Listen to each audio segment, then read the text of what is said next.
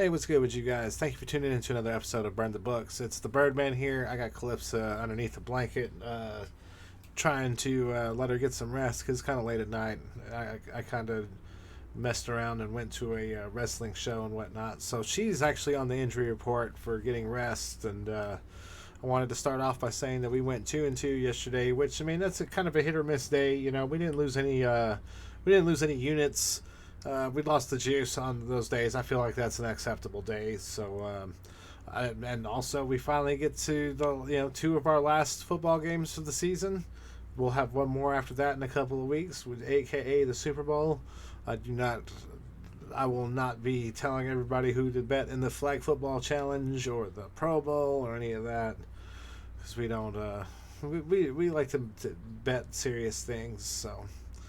I will have those for you, but I'm going to start off with NBA picks. The first game that I have for y'all on the NBA side, which I did not do all of the games. I'm only picking the games that I liked the most. So, the Oklahoma City Thunder are on the road against the Detroit Pistons. Detroit is a 13.5 point underdog at home. Trey Mann is out for the Thunder, while Monte Morris and Cade Cunningham are probable for the Pistons. The Thunder are on a 5-game winning streak, covering in 4 of those games, while the Pistons took a double-digit loss to the Wizards yesterday. The Thunder have been putting teams away by 20-plus points over the last couple of games on the road, which has been their last 2 games. So I'm going to tell you guys, I think you should take the Thunder minus the 13.5 points, but I will tell y'all maybe y'all should wait until a little bit later in the day to where the line might drop to 12 or 11.5. I do like that pick. Take it for what it's worth. I mean that line could actually go up, which that would be kind of scary. But I mean, like I say, they lost to the Wizards today by 14 points. The next game I have for y'all, we have the Memphis Grizzlies are on the road against the Indiana Pacers. The Pacers are a 9-point favorite at home. Over under on this game is 232.5. The Pacers still have Tyrese Halliburton out. Jalen Smith is going to be questionable with back spasms. The Grizzlies are starting to run out of players, with Derrick Rose, Marcus Smart, Luke Kennard, Desmond Bane, and Jake LaRavia all being out of action. Despite the lengthening injury report, the Grizz have won 3 in a row, beating middle of the pack Eastern Conference teams like Orlando, Miami, and Toronto. Despite playing well in this stretch, I do look for this run to come to an end, as they will match up against a top-tier team that is all in on the Eastern Conference side. Take the Pacers minus the 9 points. The next game I have for you guys is the Phoenix Suns are on the road against the Orlando Magic. Orlando is a 2-point underdog at home. The over-under on this game is 227.5. Gary Harris is out for the Magic, and Bol Bol is out for the Suns, while Bradley Beal and Yusuf Nurkic are both questionable with a broken nose and thumb sprains, respectively, leading me to believe that they could actually miss this game. With the lack of bench depth on the Phoenix side, and the Magic losing a close game with the Grizzlies at the last matchup, and with their team becoming healthier, I really do like the Orlando Magic plus the 2 points in this game. Guys, if they don't play, especially if Bradley Beal doesn't play, I feel like the Magic are hands down, you gotta take them. It's really weird how you'll see some of these lines like I want to say it was the Knicks were plus 2 points against Denver earlier this week, and they just beat them to death. And then I'm sorry, I got that one wrong. But I mean, another one was the Golden State game. They're plus 2 at home. They end up losing by 1. Denver was involved in it. I'm sorry, guys. It's late, and my apologies. I didn't actually write that one down, so just scratch that last part. But it's crazy how you see a lot of these like really good teams playing against teams that you would think that they're supposed to just beat them like really badly, but the spread will be really low. So I feel like it's a trap. Take Orlando plus the 2 points in this game. All right, so we're now on to the NFL side of the deal. At the first game we have for y'all is the AFC Championship game. The Chiefs are on the road playing against the Baltimore Ravens. Ravens are minus 4 right now. The over-under on this game is 44.5. Isaiah Pacheco, Willie Gay Jr., and Mike Edwards are all questionable for the Chiefs, while Sky Moore, Derek Nandi, and Prince Tega Wanago, and Kadarius Toney are all out for this game. On the Ravens side, we have Delshon Phillips is doubtful, and then Marlon Humphrey and Rocky Ya-Sin are questionable. First, I have to give props to Patrick Mahomes and Coach Reid. They're going to their 6th straight AFC Championship game. They've stayed relevant through all these personnel and coordinator changes. I feel like we'll be talking about them at the same time next year. I also do know that things do change. They are 3-2 in their previous trips to the AFC Championship game, while the Ravens haven't been this far in 10 years. Lamar he's also not been this far. And this is by far the healthiest team that he's been on this far into the postseason period.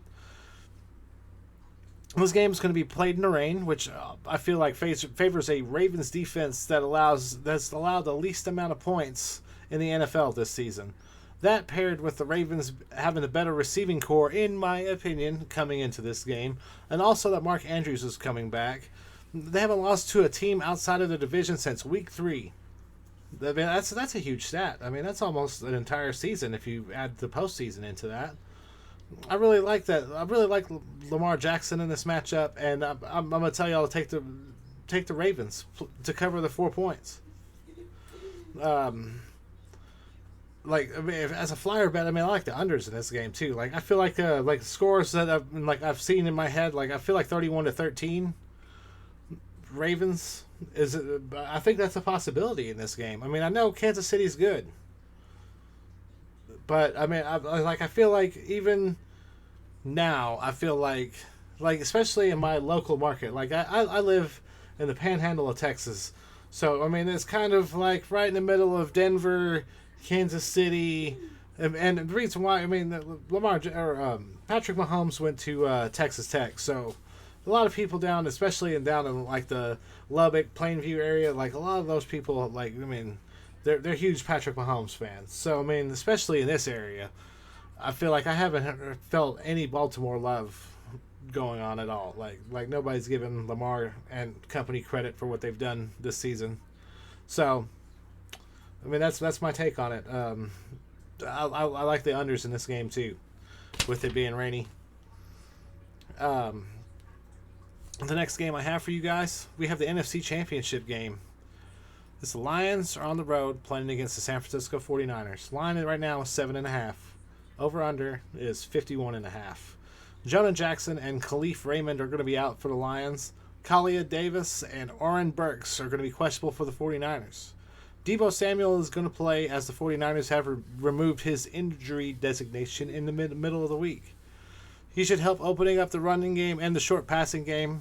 It really does work out to their favor. I mean, they'll throw a short screen pass and they'll break it for 30 yards. They have a lot of weapons on that side of the ball. They have a lot of names on both sides of the ball.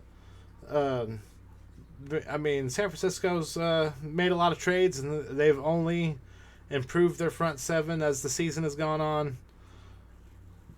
But I feel like the Green Bay Packers gave them a run for their money. They opened it up a lot with Aaron Jones, and the Lions have two really good running backs coming into this game. I will tell you, I talked about it last week. I feel like it comes down to coaching, and while I say coaching, of course it comes down to coaching. But I mean, I've told y'all last week I don't feel like Kyle Shanahan I don't feel like he's a winner, and people were kind of giving me grief about how I worded it. So I mean, I gotta tell you, I don't feel like Kyle Shanahan is a champion.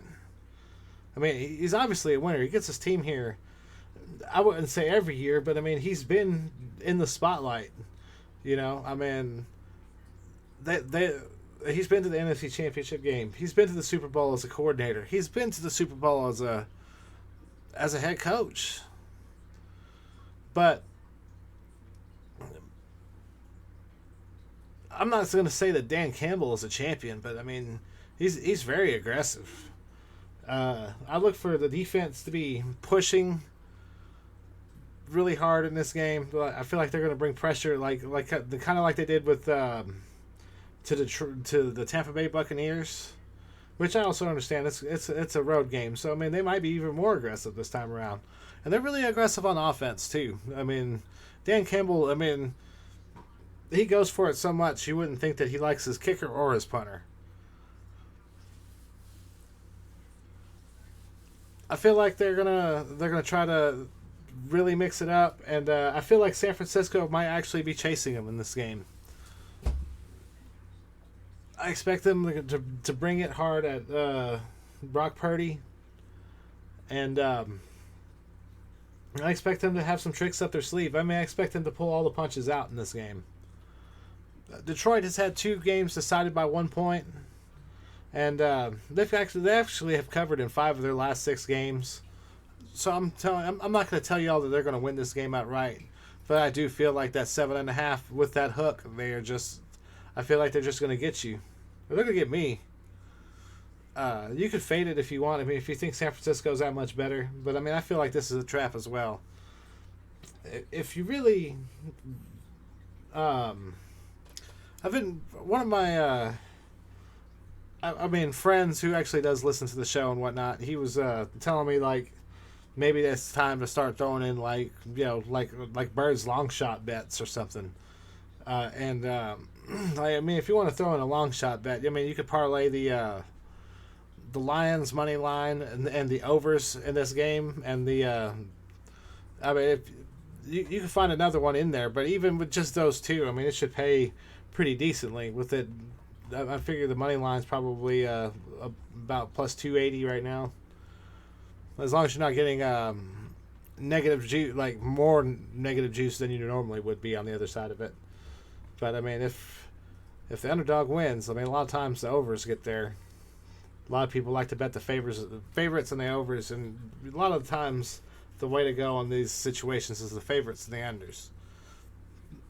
We don't talk about that very much, but one of these days I'll put together an episode explaining some of the stuff. You know, I did this, started this show mid-season and whatnot, so I mean, I've been working with the format and whatnot, and just little things here and there, and you know, like I agree. I mean, like, I don't feel like I've been like 100% on point with my presentation, and I've stuttered here and there and whatnot, but I mean, I feel like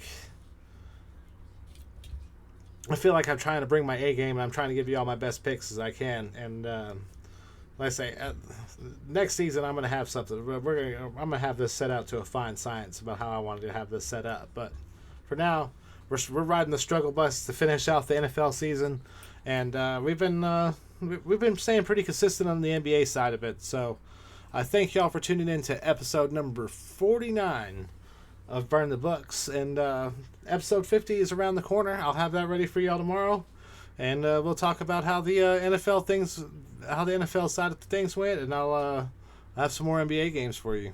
Thank you guys once again for tuning in, and it's a blessing, man. We'll see y'all next time.